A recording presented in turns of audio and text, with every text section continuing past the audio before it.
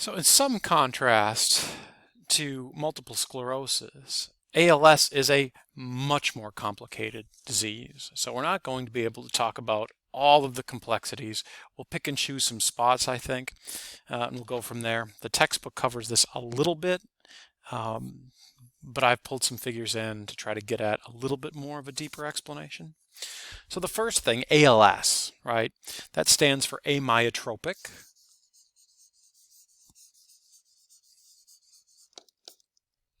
lateral sclerosis.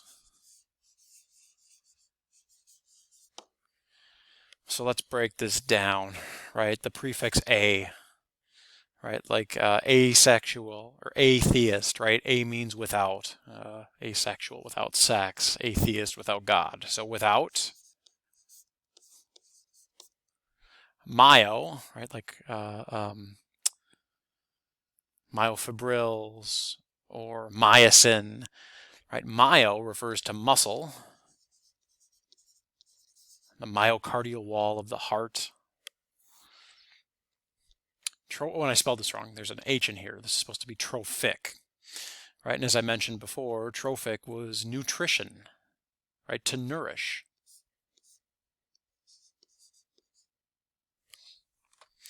So amyotrophic literally means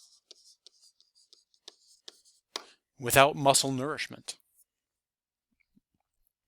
Lateral refers to the place in the spinal cord where we see neurons that are affected, right? The lateral horn.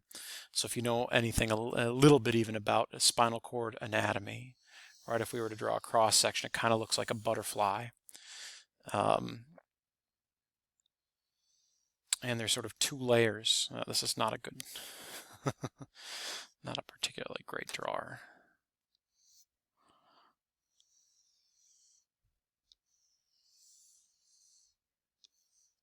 Right, something like this. And so in this area, right, so this would be the back side, the dorsal side, and this would be the front side.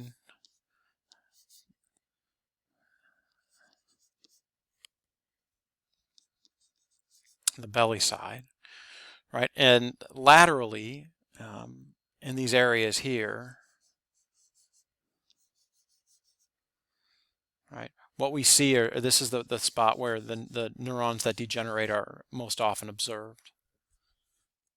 So again, if you know anything about the spinal cord, right, this is all white matter out here, and then gray matter in here. And so ALS affects these gray matter axons, right, these unmyelinated axons typically, that emerge from the lateral gray area, or what's called the lateral horn. Okay, so that's where the lateral comes from. And sclerosis, right, means scar. Okay, so we see scars within the lateral horn of these axons, and because of that, right, they're unable to nourish the muscle, so to speak. Okay, so that's the etymology of the name. What this results in is cell death in the motor neurons that control voluntary muscles.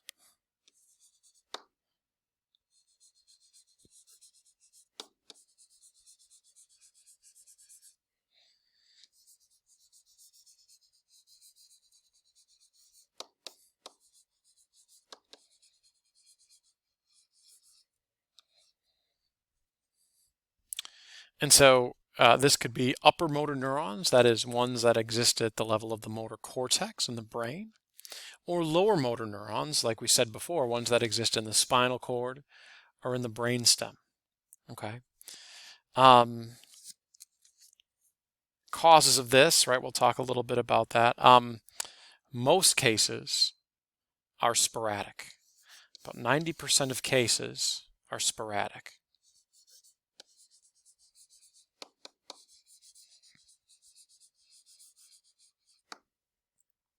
That means that 10% of the cases are familial,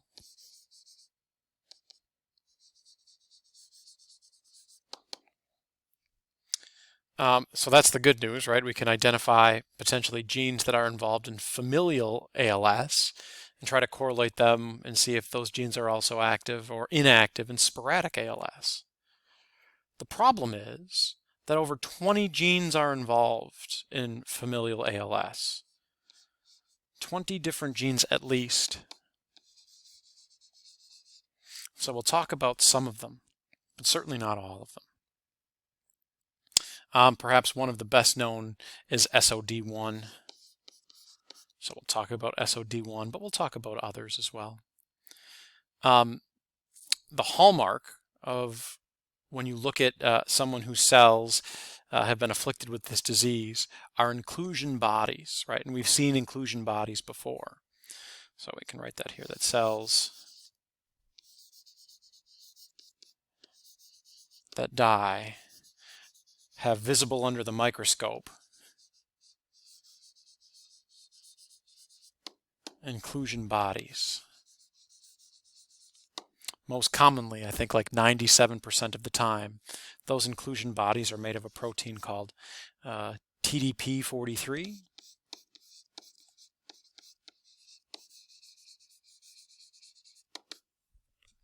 But in sporadic cases, they may, or I'm sorry, in familiar cases, those inclusion bodies may be made of SOD protein, SOD1 protein, this one here. So it's going to be complicated genetically. We know that.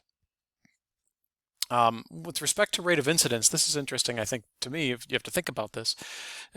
Really only 2 or 3 people in every 100,000 have it, right? There's only about 16,000 people in the United States out of 325 million who have this disease. So it becomes a question, who pays for it, right? And so folks who say, oh, our taxes should be lower. Well, that means that there's less money going into research. And there's not a company, right, that's going to make a lot of money if they solve this. There's only 16,000 people who have it, and that's it. So I think it's up to different funding institutions like the government to help promote this type of research for sort of the common good, because again, it doesn't make sense for a pharmaceutical company to put a lot of money into a disease that 0.0003 have, right? 0.003% of the U.S. population is what it is. Okay, so let's talk a little bit about SOD1 mutants that we see in familial ALX. Ugh. So SOD1, right? SOD stands for superoxide dismutase.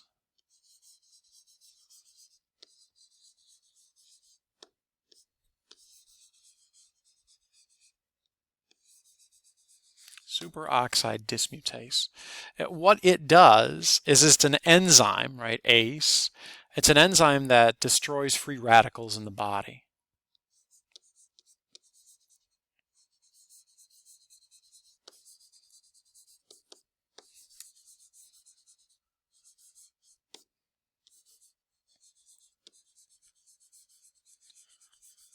So what's a free radical? Well, in the course of even normal chemical reactions, species are produced that have unpaired electrons sometimes, and those things are highly reactive, right? Those species that have unpaired electrons. And so they can cause oxidative damage, right? They can cause redox reactions because of their free radical. Because of their unpaired electron. Right? And so what enzymes like superoxide dismutase do is they eliminate those free radicals. Okay, they're able to destroy free radicals and prevent oxidative damage to otherwise healthy portions of the cell. Okay, so here's an example, right? DNA can be oxidatively damaged.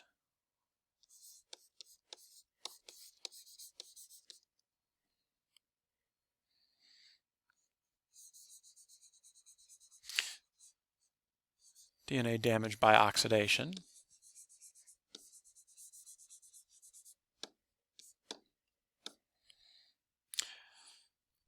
Produces, like the byproduct of oxidative DNA damage, is this molecule called 8-oxo-2-DG.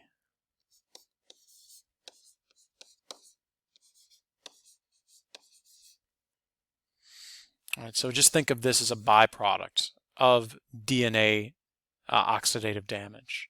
Okay, and this molecule, this 8-oxo-2-DG, accumulates in the mitochondria and, well, mostly the mitochondria.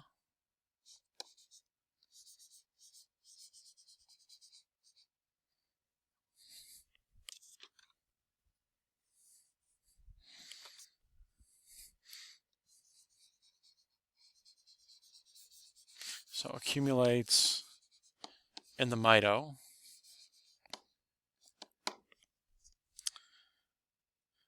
Of spinal motor neurons.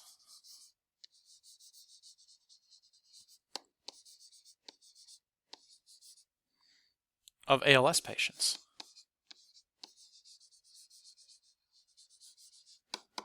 So in the folks who have SOD1 mutation, right, we see abundant 8-oxo-2-DG. So we think that their DNA is being damaged, it's being oxidized because they don't have the free radical scavenger, SOD1, to destroy those free radicals. Okay? But, so okay, we've got it, right? We know it's SOD1. But SOD1 knockout animals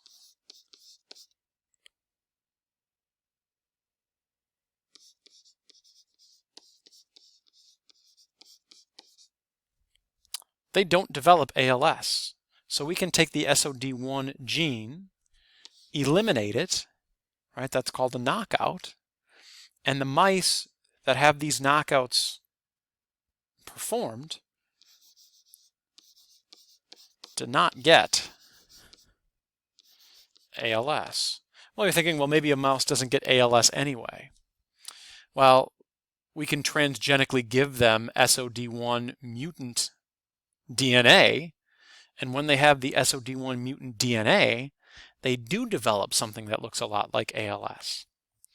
So what does this all mean? We think that it means that the SOD1 mutation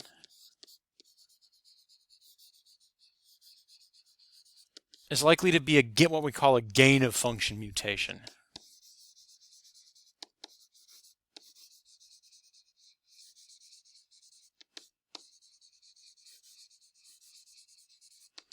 Right, that SOD1 mutants tend to impart something different, an extra effect, right, rather than have no effect at all, right, which is what we see in a lot of mutations.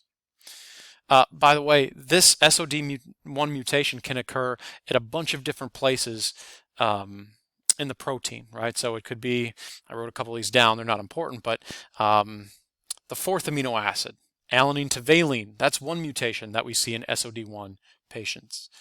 Histidine to arginine at position 46, glycine to alanine at position 93, et cetera, right? So there's a lot of heterogeneity here, even though we're looking at the same gene. The other really important thing to note is that mutant SOD, misfolded proteins, can start to aggregate, right? So if we look up here on the figure, we see mutant SOD1,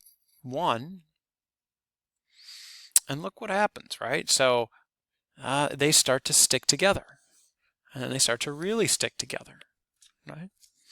So we should write that SOD misfolded proteins, SOD1, so they're misfolded because they're mutated and they don't fold up as normal.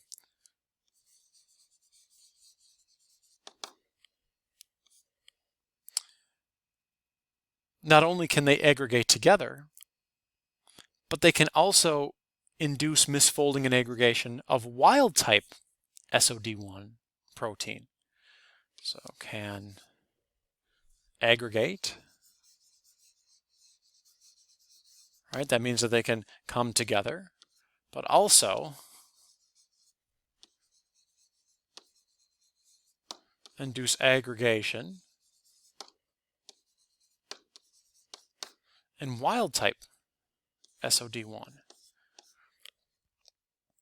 Right, so the idea here is that they can cause the inherently structured SOD1 protein to lose its structure and then aggregate together in these intracellular inclusions. Okay.